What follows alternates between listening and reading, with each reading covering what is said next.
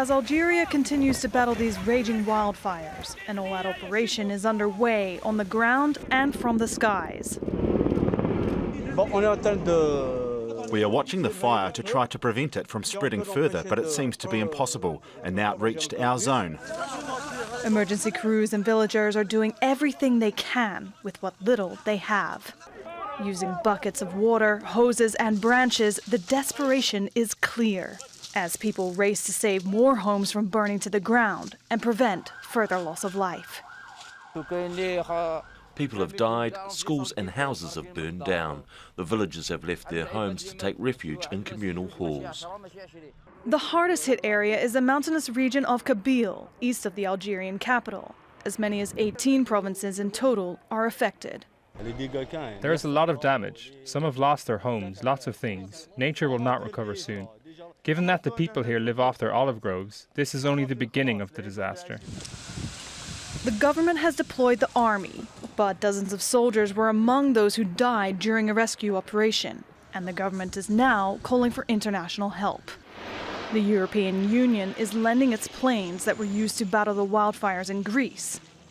Algeria's prime minister has visited Tizi Ouzou, one of the affected regions, announcing the president's plans to compensate those who have been affected, as the country enters 3 days of national mourning. Post-disaster relief operations are already underway, with residents teaming up with charity organizations to collect necessities for those that are injured and the hundreds of families left homeless. We responded to an announcement asking to collect donations and medicines, and that's what we did. But I make here another urgent announcement to all pharmacies in Algeria. We need medicine. Algeria is just one of several nations battling wildfires, as record-breaking temperatures spark widespread devastation. But authorities here believe many of the flames were deliberately lit. Jillian Wolf, Al Jazeera. Joining us from the province of Tizi Ouzou is Maher Mezahi. He's a journalist who's been covering these forest fires. Thanks for joining us, Maher. We've seen in Jillian's report those devastating scenes, but there really is a sense of community in fighting these fires, isn't there? Yeah, absolutely. Today I went to the center of Tizi Ouzou, where there was a sort of makeshift distribution center set up where donations of humanitarian aid streamed in from all corners of the country. Anything from bottles of water to baby diapers to milk to juice. And these were duly loaded into trucks, and they've been sent to the different villages in the province of Tizi Ouzou, which have been hit hardest by these wildfires. And what more can you tell us about how the public is reacting to the government or the lack of help from government authorities? Yeah, there's a lot of desperation, a lot of anger, and a lot of sadness. I'm not sure if you can see behind me, but there's massive wildfires just down in this little valley. And behind me, in front of me, there's a road where people are evacuating their homes because these wildfires are spreading so rapidly. It is dry. There are very high winds. I'm not sure if you can hear them. Upwards of 20 kilometers per hour. And people are really desperate to find a solution. But unfortunately, they feel like the government has been ill-equipped to deal with such solutions. And they're all waiting. Funnily enough, I just spoke to some inhabitants. They're waiting for the French aircrafts that are supposed to be coming.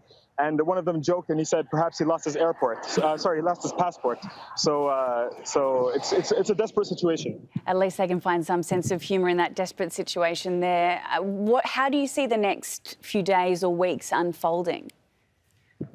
I see a bunch of trucks here of young men and young women with shovels, water tanks, dirt, anything they can to put out these fires. And I suspect that they'll continue that fight for the next 3 or 4 days. Those 2 airplanes that the French government are sending over will also be here helping to put out those fires. Those have a capacity of 6,000 liters that they can mix with retardant and salt water to help put out those fires. The Algerian military have also put some helicopters at the population's disposal. Those have a capacity of 1,000 liters. So it's just going to be fighting these fires as much as possible. Unfortunately, for the rest of the week, temperatures will continue to be in the 40s with 0% chance of precipitation. So it's not looking good. Yeah, well, they've actually been described as the most destructive fires, or some of the most destructive fires in the country's history. What is your experience on the ground? What are you actually seeing? I've never seen anything like this. There are really whole valleys, whole swaths of land that are completely crisped. They're carbonated. I've never seen anything like this. I've never heard of wildfires causing 70 deaths. However, wildfires do happen on a yearly basis in Algeria. That is not new, but never to this destruction. And I think that is what people find suspicious, and that is, I think, why even the government hinted at arson. However, the government to date so far has not presented any evidence for those claims. They have arrested 3 people in the province of Medea and 1 person in the province of Annaba. Thank you for your comprehensive report there, Maher Mezahi, reporting for us live there.